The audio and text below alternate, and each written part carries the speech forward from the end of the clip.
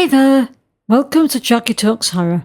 I'm Jackie, and today I'm going to do a rundown of 5 of my favourite horror films released in 2025. These are all films which kept me enthralled for the various reasons. Some of them made me laugh as well as cry, and others just had me in a constant state of tension throughout. But for me, these are the films I think I'll remember the most from 2025. Drop your 5 favourite films from 2025 in the comments below. I would love to hear about them. I'm going to keep this spoiler free so you can check out any you haven't seen. And a quick heads up, I'll be using IMDb images and clips from the trailers throughout this video, and I'll put links to the trailers in the description below. Okay, so coming in at number 5 is Good Boy. This is directed by Ben Leonberg, who also owns a ridiculously cute star of the show, Indy. And to see how he made things to be tailored for Indy's comfort whilst making it is quite the story. And there's a separate behind the scenes that is full of all that amazing information. It's a supernatural psychological horror that puts the dog at the centre of the story. The story of a loyal dog that's moved with his owner to a rural house, only to discover supernatural forces in the shadows. Indy is the awesome star of the show, and even though most of the weight of the film lay on his shoulders, as most of the shots are from his point of view when he isn't the focus of them, he showed he was more than up for the job, and I melted when his expressive face was showing a lot of confusion or eagerness to please, and that affected me more than any words from any actor could. Indy's owner in the film is Todd, played by Shane Jensen, who is a likeable character most of the time, with the film focused on his relationship with his dog, as they face the house's supernatural threats. And those moments come over as warm and genuine, but there were times when I thought he was a bit of an a-hole. This is an absolute feat of movie making that took 3 years, of course because the star is a dog. The camera work was impressive. Having the whole film from the dog's point of view was unique, and I was glued to the screen as I was constantly aware there were things coming in and out of view. I love the way this movie kept my attention with a simple story. Although, as you never really see anything that Indy isn't witnessing, you're left to figure things out for yourself as the story and the film unfolds. This combined 2 of my favourite things, dogs and horror movies, so it's not surprising it made my list.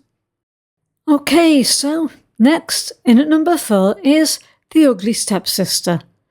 Directed and written by Norwegian filmmaker Elnil Blichfeldt, and it's a Norwegian language twisted and unflinching version of the Cinderella story, told from the point of view of one of Cinderella's stepsisters. Lee Merrin is absolutely standout here as Elvira, the so-called ugly stepsister, as she really sells what Elvira is subjected to, and commits herself fully to every brutal scene, playing her in such a way that I actually found myself as sorry for her as I did for Cinderella. Although Andel Trott is also memorable as Rebecca, Elvira's mother, who is a pushy mother hell-bent on getting a daughter to marry the prince, no matter what the physical and mental cost to her. There is beautiful imagery with lavish costumes and picturesque scenery, which makes a brutal body horror hit even harder. This film doesn't hold back, especially in its depiction of the time period's cosmetic surgery. There's no anesthetic, no mercy. It's visceral, painful and barbaric, and I felt and saw and grimaced for Elvira through every moment of it.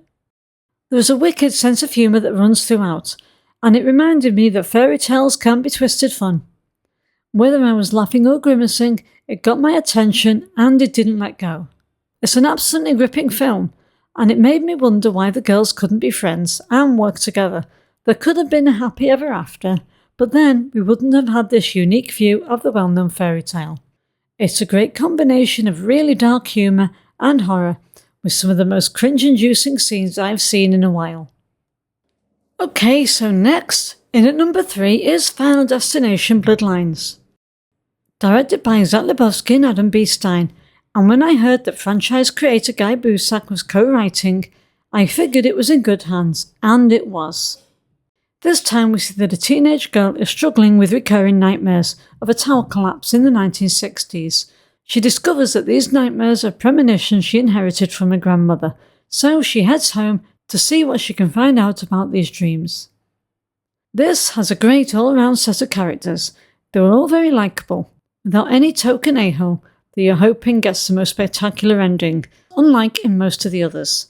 But Eric, played by Richard Harmon, is standout for me, and probably one of my favourite characters in the franchise since Alex, played by Devon Sawa in the original. He is so charming and entertaining. It's brutal and gory with the kind of special effects you would expect from a Final Destination film, but then that is part of the fun of these films. It has a few of the problems that are typical to a Final Destination movie, but then you know what you're getting yourself into.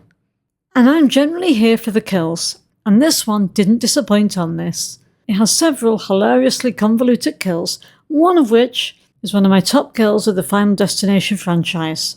What also stands out in this film for me is that it was a perfect send-off for the late great Tony Todd's Bloodworth.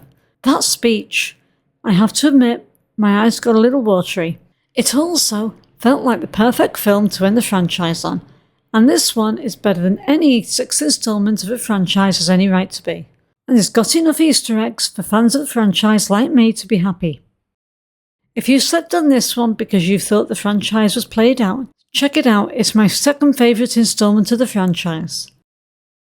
Okay, so next, my number 2 horror film of 2025 is The Black Phone 2.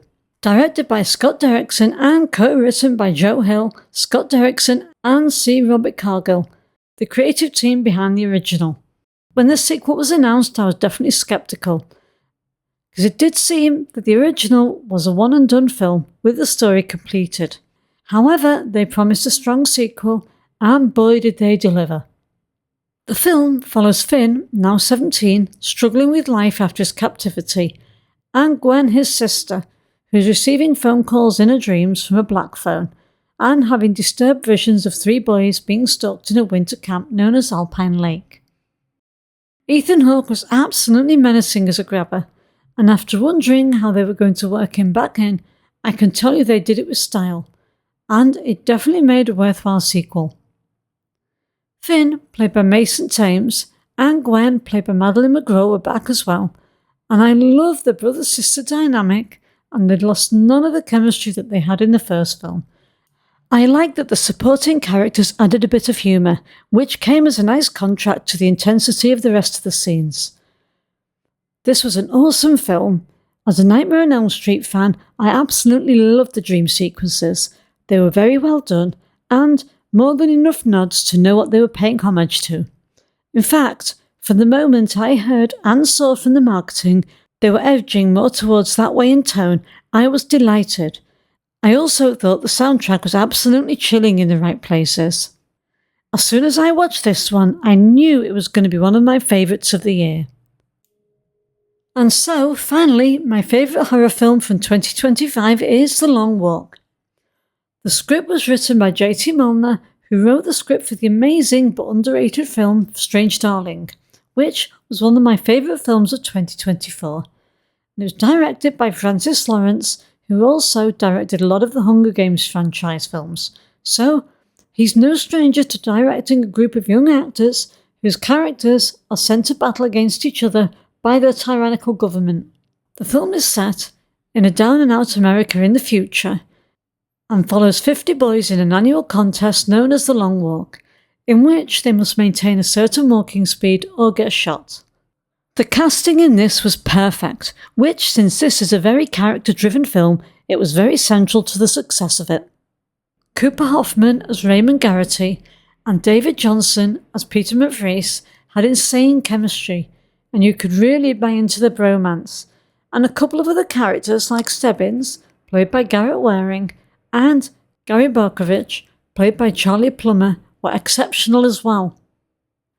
It was surprising how well such a simple concept kept your attention and kept you watching, but the reason that caring for the characters matters so much in this one is that most of the tension is that you know that whilst the boys are making friends to help them get through, you see a lot of the connections are genuine, and it's heartbreaking knowing that only one of them is going to survive, and is going to see his friends fall by the wayside and get shot.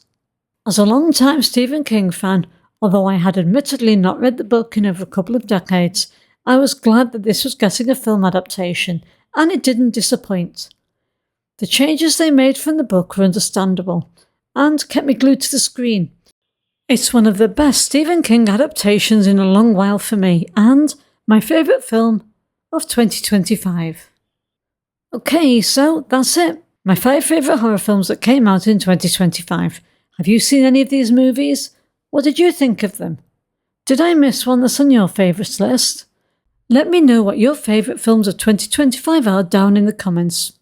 And remember, there's only my opinion of these films. It'd be a boring old world if we all like the same things. Thanks so much for watching. Don't forget to hit like and subscribe and click that bell so you don't miss what's coming next on this channel. This is Jackie signing off. Take care and see you next time.